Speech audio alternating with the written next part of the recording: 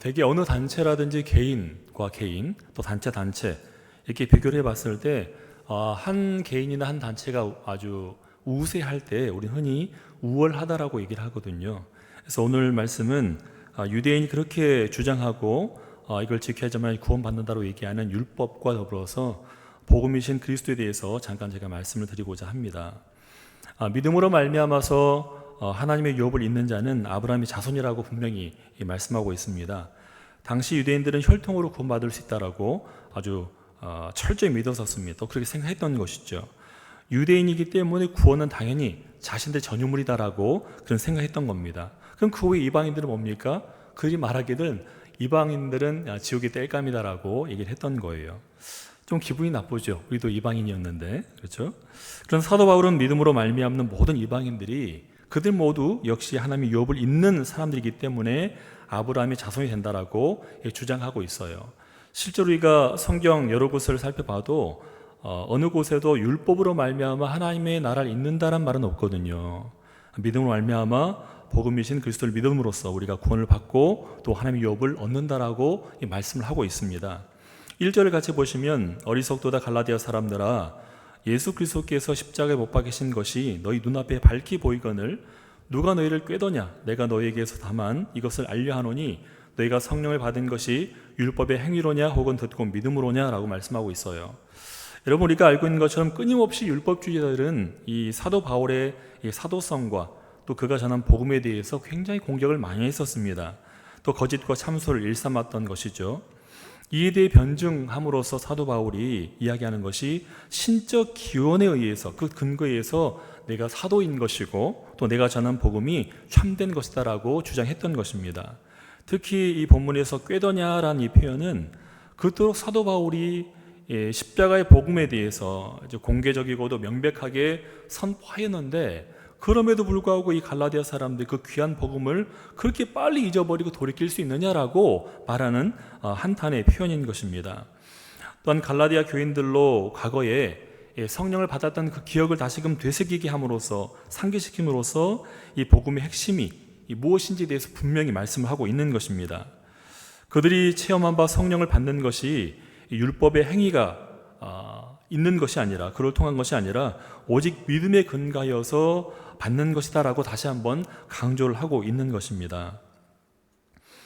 율법적 행위에 의해서 구원받을 수 없음이 분명히 나타나 있고 또 그들이 알고 있는데 이 갈라디아 교인들이 직접 이 모든 걸 체험했음에도 불구하고 이렇게 성령으로 증거되는 우월한 복음을 버려버리고 다시금 율법주의 유대인들에게 속고 있음이 너무 마음 상하고 속상하고 또 이상하고 어리석게 느껴졌던 것입니다. 그 3절 말씀 보시면은 너희가 이같이 어리석느냐 성령으로 시작하였다가 이제는 육체로 마치겠느냐라고 이야기를 하고 있는 거예요. 이를 풀이하게 되면은 성령과 믿음으로 말미암아서 구원을 가능하게 하는 절대적인 복음의 이 진리를 떠나서 율법주의를 따름으로 죄와 사망의 상태로 다시 돌아가려고 하느냐 그렇게 어리석느냐라고 얘기하고 있는 것입니다. 그들은 실상 눈에 보이지 않는 믿음보다는 눈에 보이는 할례라든지 율법 조항들이 그럴듯해 보이고 그럴싸해 보였던 겁니다.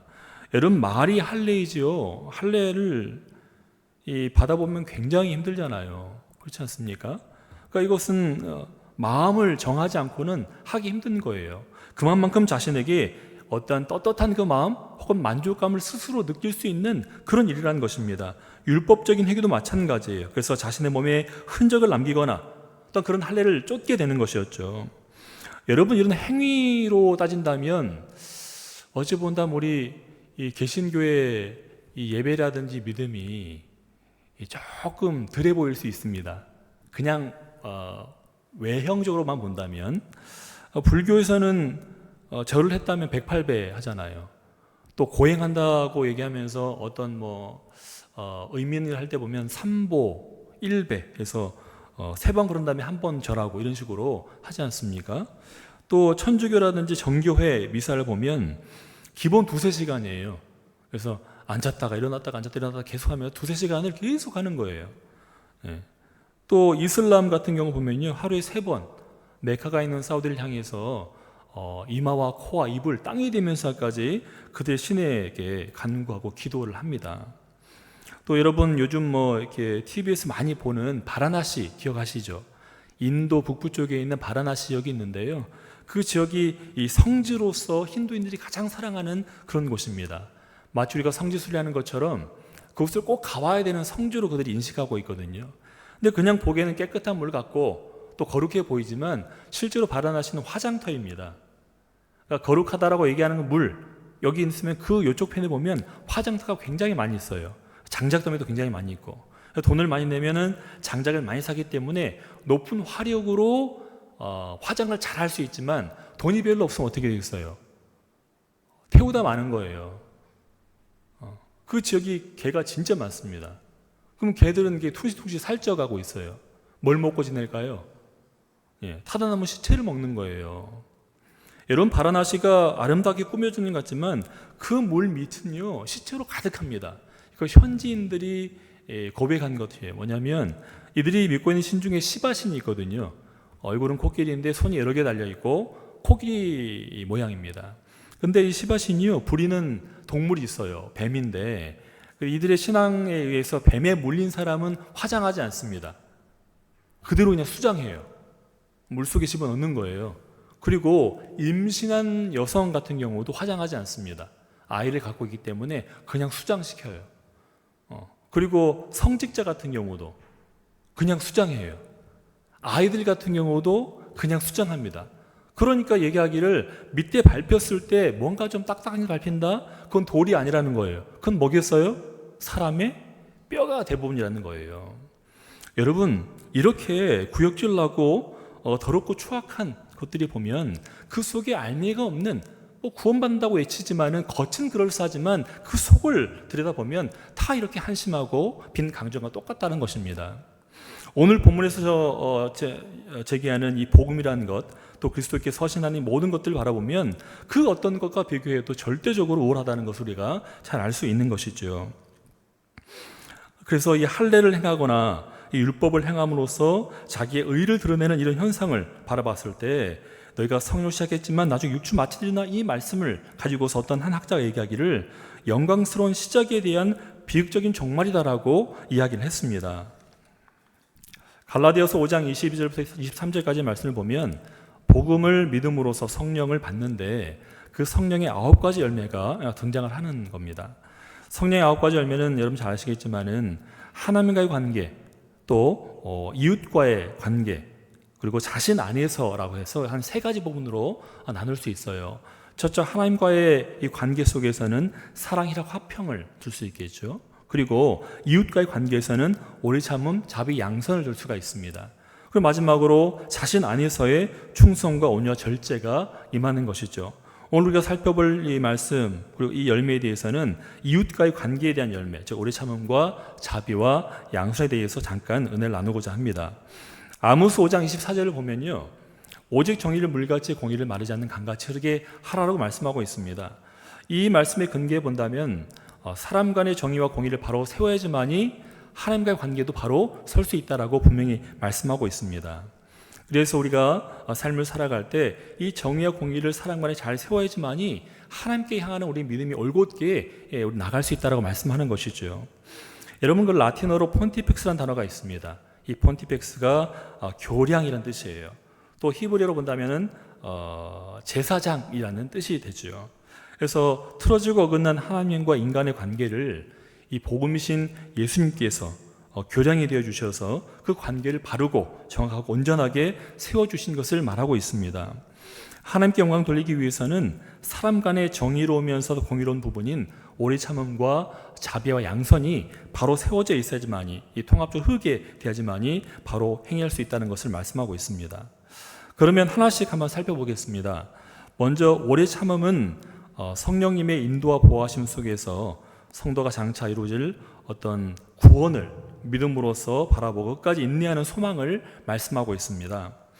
따라서 외부로부터 닥칠 환난이라든지 핍박 가운데서도 실망하지 않고 실족하지 않고 믿음으로 승리하는 자에게 주어질 그 영광을 바라보면서 인내하는 것, 이게 바로 중요하다는 것이죠. 또한 인내의 궁극적인 필요성이 무엇인가 한번 생각해 봤어요. 생각해 봤더니 하나님의 뜻을 행한 후에 이 약속을 받기 위함이었습니다. 여러분 히브리서 10장 36절을 보면 너에게 인내가 필요하면 너희가 하나님의 뜻을 행한 이후에 약속하신 것을 받기 위하여서 너희가 인내함이 필요하다고 말씀하셨어요. 그럼 인내의 뿌리는 어디로부터 오는 것입니까? 고린도전서 13장을 보면 인내의 뿌리는 사랑이다라고 말씀하고 있어요. 고린도전서 13장 4절부터 7절까지 말씀 보면 사랑은 오래 참고라고 되어 있죠. 그리고 모든 것을 참고 모든 것을 견딘다라고 말씀하고 있습니다. 이처럼 오래 참음은 사랑의 열매라는 것을 우리가 분명히 알 수가 있어요. 두 번째는 자비입니다. 자비는 약자에게 대하는 부드러운 성품을 가리키고 있어요. 자비는 하나님께서 우리를 부드럽고 친절하게 구원의 대로로 인도하시는 그 표현하실 때 쓰는 그런 단어입니다.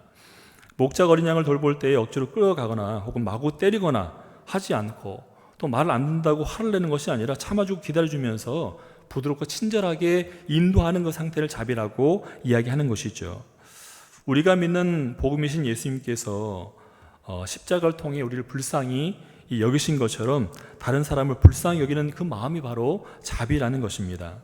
동정하는 것이 아니라 상대를 판단하거나 정죄하지 않고 긍휼히 여기면서 관대하여서 성공을 빌어주는 것을 바로 우리가 자비라고 말할 수 있어요.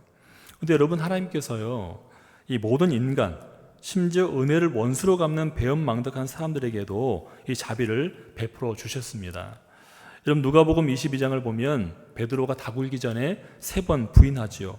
예수를 모른다고 얘기하고 나중에는 저주까지 합니다. 근데 누가복음엔 특이한 게 이때 베드로가 부인하자마자 예수님과 눈이 마주쳐요. 사실 세상의 모든 죄를 짊어지고 고난을 당하신 예수님의 그 눈빛을 보고서 자신이 그런 분을 모른다고 배반하니 버러지 같은 이 죄인이 그 무게감을 짊어지고 삶을 살아간다는 것은 어렵습니다. 죽지 못해 사는 것이죠. 살아있지만 죽은 자처럼 저주받은 인생이 되었을 것입니다. 그런데 요한복음 21장을 보면 예수님은 갈릴리 바닷가에서 장작불을 피우시고 생선을 구워서 베드로를 초청합니다. 사실 이 불이라는 것이 이제 더 이상 베드로에게는 따스한 어떤 그 존재가 아니라 볼 때마다 예수님을 배반했던 그 마음, 그 참담한 심정을 다시금 떠올리게 하는 매개체일 뿐인 것입니다. 정죄의 도구로 타락해버렸어요. 근데 예수님은 베드로의 그 무거운 심정을 헤아리셔서 베드로를 불렀어요. 그리고 불을 피워서 그 불을 매개체로 하여서 아픈 마음을 치료해 주셨던 것입니다. 네가 나를 사랑하느냐라고 3번의 질문과 더불어서 양을 먹이라, 치라, 또 먹이라 말씀하시면서 베드로의 상한 마음을 위로해 주셨습니다. 우리가 눈여겨봐야 될 것은 뭐냐면 네가 나를 사랑하느냐라는 예수님의 3번의 질문을 한번 생각해 봐야 됩니다.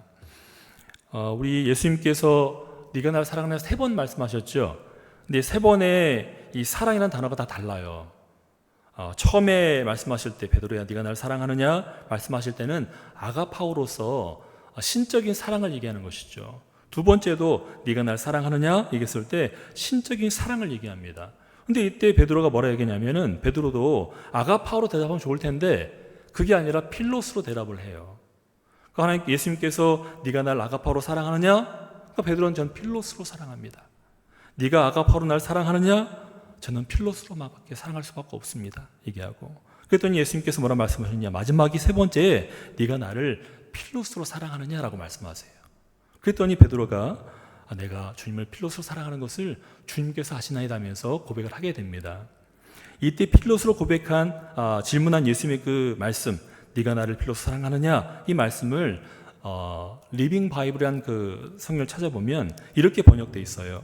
너는 진정 나의 친구냐라고 물어보는 거예요. 마지막에는. 이때 베드로가 저는 주님의 친구가 맞습니다 고백하면서 눈물을 뚝뚝 흘리지요. 예수님께서 말씀하신 친구란 질문에 베드로는 무너집니다. 참신함과 진정한 사랑을 깨닫고서 정말 무섭게 성화가 되어버려요. 그래서 예수님께서 인간의 눈높이를 맞추어서 자비로운 질문을 하신 그 상황을 통해서 베드로가 복음이신 예수님을 참 믿음으로 이제 받아들이게 된 것입니다. 이런 결정적인 순간을 통해서 부인하며 도망쳤던 이 베드로가 완전히 달라져서 십자가에 거꾸로 못 박혀서 죽는 그런 성화길을 걸어가지 않습니까? 이렇듯 복음은 모든 것에 절대적으로 우월하다라고 말씀드릴 수가 있습니다. 세 번째로는 양선인데요. 양선은 어질고 착함이란 뜻입니다. 이것은 자비보다 타인에 대해서 더 적극적으로 선을 행하는 그런 마음을 말해요. 적극적으로 선을 행하고자 하는 그 마음이 바로 양선이다라는 것이죠. 다른 사람의 행복을 증진시키고 또 다각적으로 행동하는 그런 자비를 바로 양선이라고 이야기하는 것입니다. 에베소서 2장 10절을 보면요, 우리는 그가 만드신 바라 그리스도 예수 안에서 선한 일을 위하여 지으심을 받은 자니 이 일을 하나님이 전에 예비하사 우리로 그 가운데서 행하게 하려 하심이다라고 말씀하고 있어요.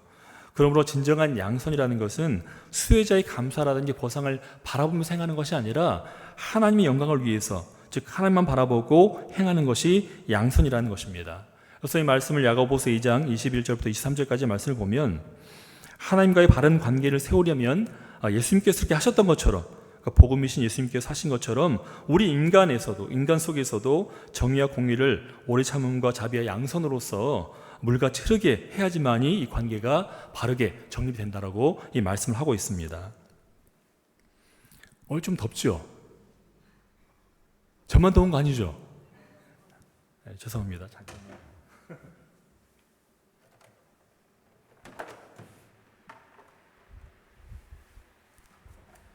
덥네요. 좀 그러니까, 있습니다. 그래서 이제 4절을 보면요, 너희가 이같이 많은 괴로움을 헛되이 받았느냐? 과연 헛되냐? 너희에게 성령을 주시고 너희 가운데서 능력을 행하시는 이의 일이 율법의 행위에서냐 혹은 듣고 믿음에서냐라고 얘기하고 있습니다. 당시 갈라디아 교회는 물론이고 거의 모든 그리스도인들이 이 복음으로 말미암은 믿음을 지키기 위해서, 그래서 유대인들에게, 극구 유대인들과 또 유대주의자들, 또 로마인들에게서 많은 고난을 당했어요. 이런 고난은 믿음으로 말미암은 구원을 얻기 위한, 이 복음을 위한 그런 고난이었습니다. 만일 이러한 복음을 받아들였음에도 불구하고 율법 준수라든지 할례 이행을 추구하게 된다면 그 자체로서 이 모든 고난이 무익하게 된다라고 말씀하고 있고, 심지어 그리스도의 희생마저 무의미하게 변질되어 버린다고 분명히 경고를 하고 있는 것입니다.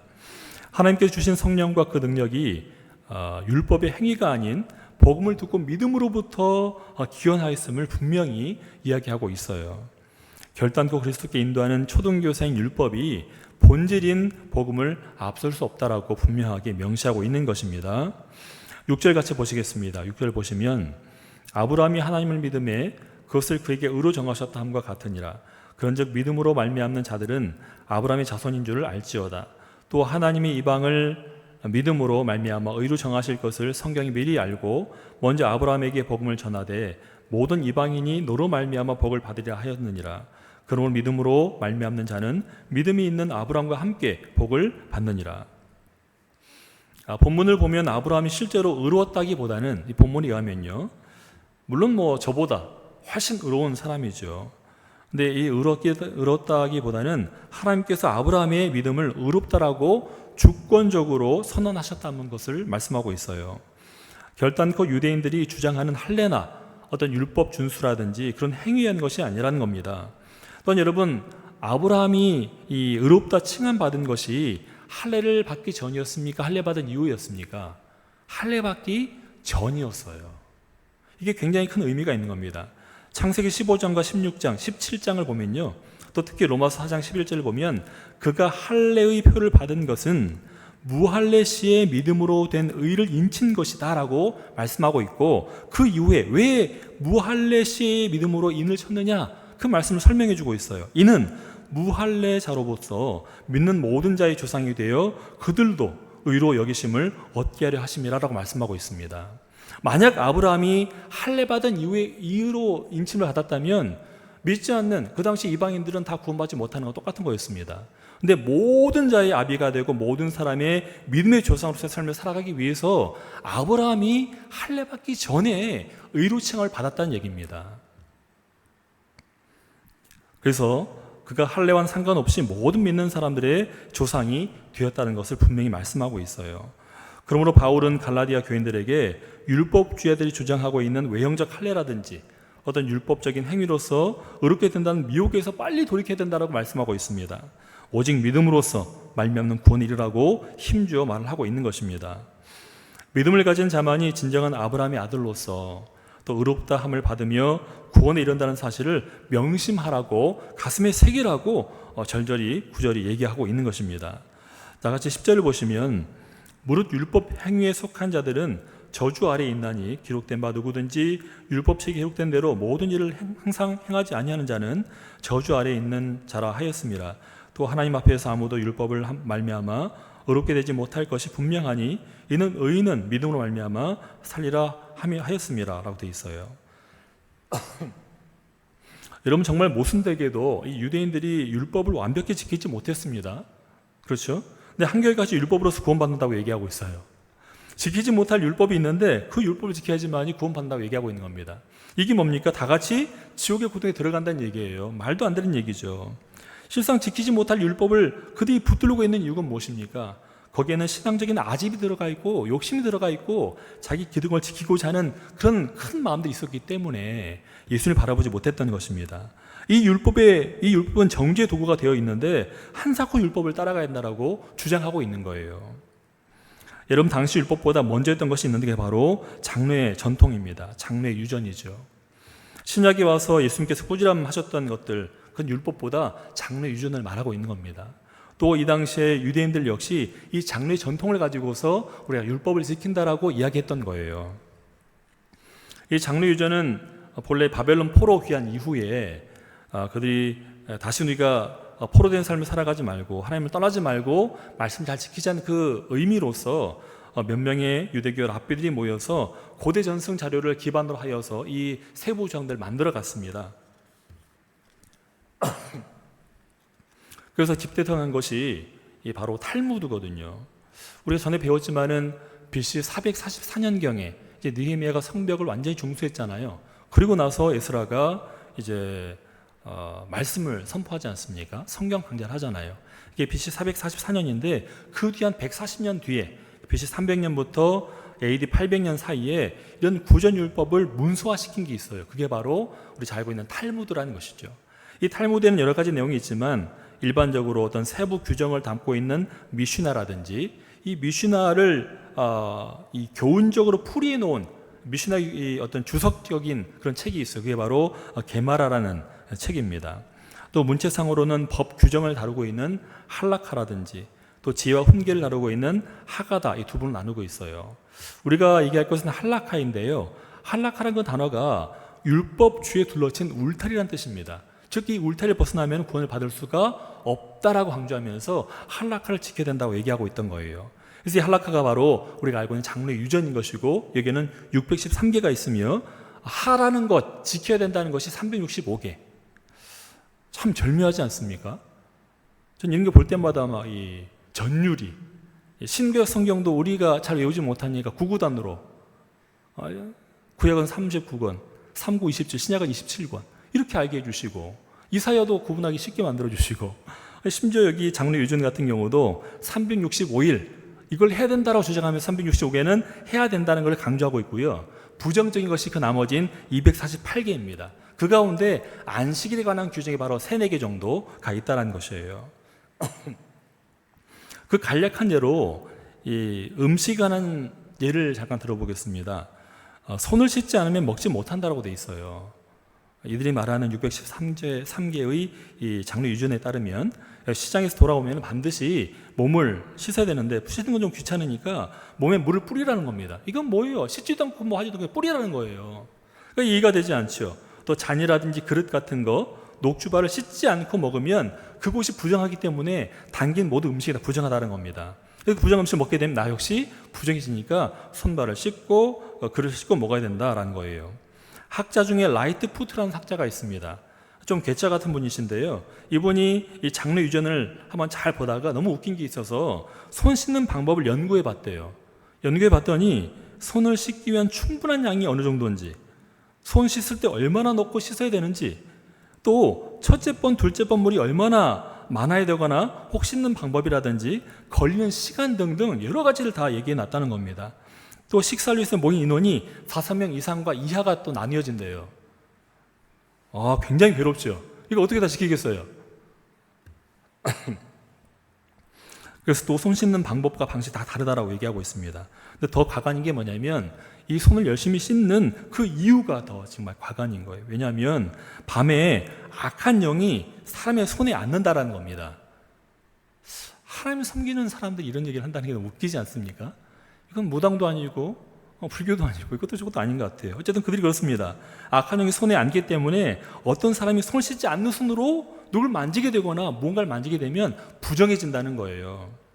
그래서 반드시 손을 씻어야지만이 이 악한 영이 떠나게 되고 또 그 음식 역시 악한 영이 범하지 않는다라고 얘기한다는 겁니다. 세균과 좀 비슷하죠. 세균. 예. 결국 이 복잡한 규율인 장로 유죄는 신약에 와서는 그들 스스로가 율법을 다 지키지 못해서 이 율법 때문에 모두가 구원받지 못하고 정죄받아서 다 지옥 갈 수밖에 없는 그런 운명에 처하게 된 거였습니다. 그래서 12절에 보면 믿음에서 난 것이 아니니 율법을 행하는 자는 그 가운데서 살리라 하였느니라. 그리스도께서 우리를 위하여 저주를 받은 바 되사 율법의 저주에서 우리를 속량하셨으니 기록된 바 나무에 달린 자마다 저주 아래에 있는 자라 하였습니다. 이는 그리스도 예수 안에서 아브라함의 복이 이방인에게 미치게 하고 또 우리로 하여금 믿음으로 말미암아 성령의 약속을 받게 하려 함이라라고 말씀하고 있습니다. 예수님은 율법의 저주로부터 자유하도록 우리를 속량해 주셨습니다. 우리 한 사람 한 사람을 위해서 생명의 대속 또 자신의 피를 속변으로 삼아서 우리를 구원해 주신 것입니다.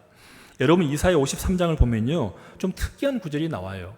우리가 예수님께서 희생양 되시고 속죄제물 되신 것은 우리가 다 알 수 있잖아요. 희생양 되신 것 다 알고 있습니다. 그런데 하나님의 만족을 위해서 그가 속건제물 되어 주셨다는 말씀이 나와요.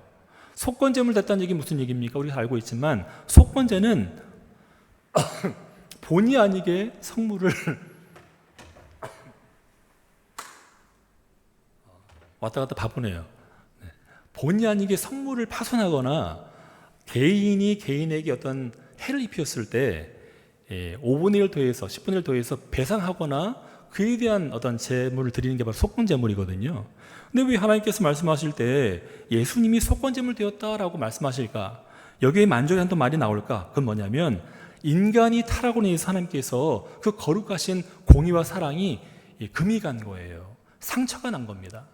인간 때문에 사랑하여 만든 인간이 그 사랑으로 은혜를 베푸지 아니하고 하나님을 괴롭하였으니 그 상처를 누가 보듬어주고 누가 메꿀 수 있겠습니까? 사람은 할 수가 없는 것이거든요. 그래서 말씀이신 우리 예수님께서 이 땅에 오셔서 진정 속건제물 되어주셔서 그 상처난 것을 깨끗이 아물게 하셨다. 그래서 하나님께서 만족하신다라고 말씀하셨어요. 즉 이렇게 하나님 만족시킨 예수님의 희생 때문에 우리가 온전히 구원을 받을 수 있었다라고 이 이사야 53장 말씀에 나와 있다는 것입니다.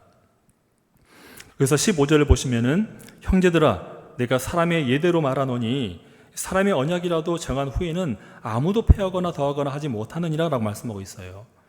어떤 분은 언약과 약속은 깨라고 있는 것이다 라는 분도 있어요. 안 지키는 분들이죠. 근데 인격적인 분들은 되게 약속을 지킵니다. 열심히 지키죠. 철저히 지킵니다. 이 언약이라는 것은 임의로 더하거나 폐기할 수 없어요. 성경 분명히 말씀하고 있어요. 특히 창세기 15장이 아브라함이 소명을 받는 그 장을 보게 되면 아브라함이 3년 된 암소, 암염소, 숫양, 또 산비둘기, 또 집비둘기 새끼를 가져다가 쪼개서 벌려놓습니다. 피가 흥건하게 묻어서 땅이 축축해질 때까지 가만 놔둬요. 그래서 그 쪼갠 상태에서 하나님의 명령을 기다리고 있었습니다. 그런데 거기에 아브라함이 먼저 지나가기 전에 여호와의 불이 그 사이를 지나가게 됩니다. 이게 뭐냐면 그 언약을 하나님께서 더 큰 자가 없기 때문에 내가 내 목숨을 가지고 지키겠다.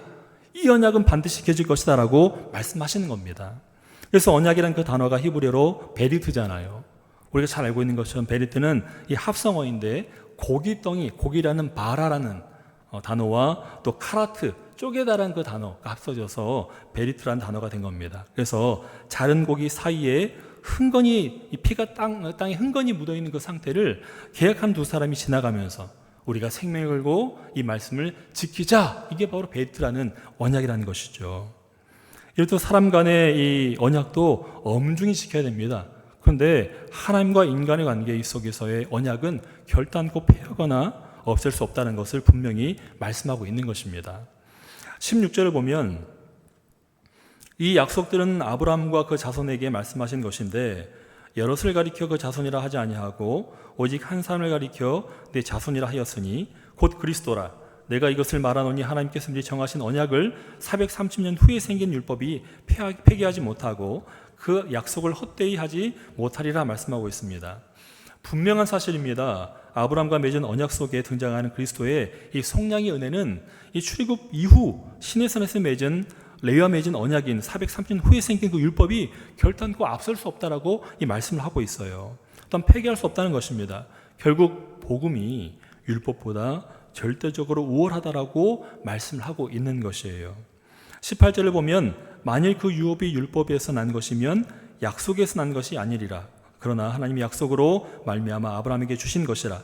그런즉 율법은 무엇이냐? 범법함으로 더하여진 것이라.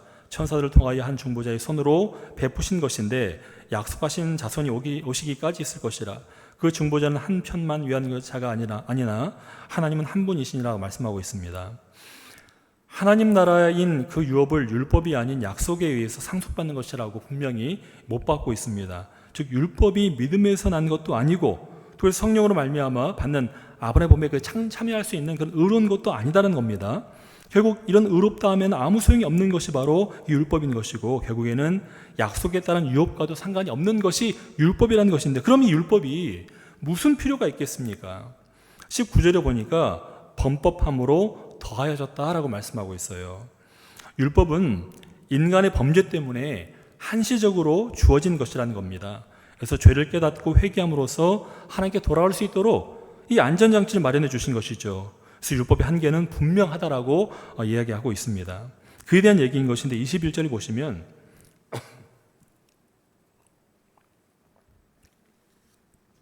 그러면 율법이 하나님의 약속들과 반대되는 것이냐? 결코 그럴 수 없느니라. 만일 능히 살게 하는 율법을 주셨다라면 의가 반드시 율법으로 말미암았으리라. 그러나 성경이 오늘 모든 것을 죄 아래에 가두었으니 이는 예수 그리스도를 믿는 믿음으로 말미암는 약속을 믿는 자들에게 주려 함이라.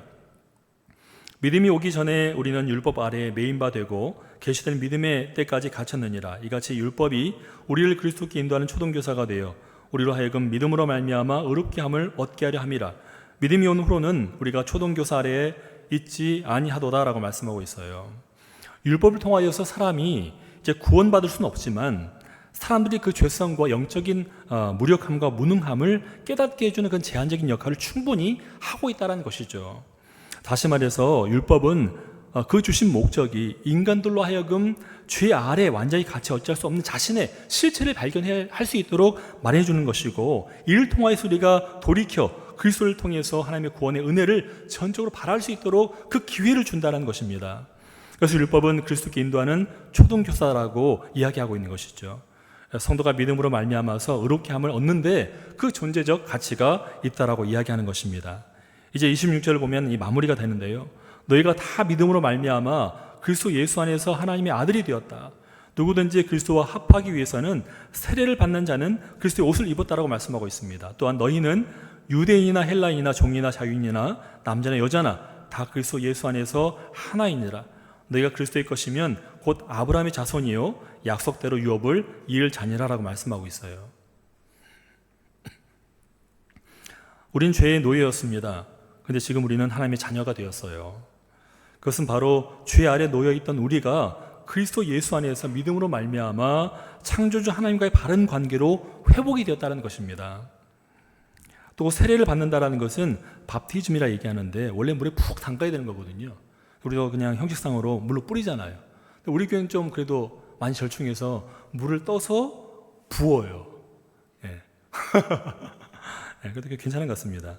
근데 원래 세례는 푹 담근다는 건데요. 그래서 거듭난다는 얘기인데 이 세례를 받는다는 것은 첫째는 그리스도 합하는 것을 말하는 것이고 둘째는 그리스도로 옷을 입는다라고 이야기하고 있습니다.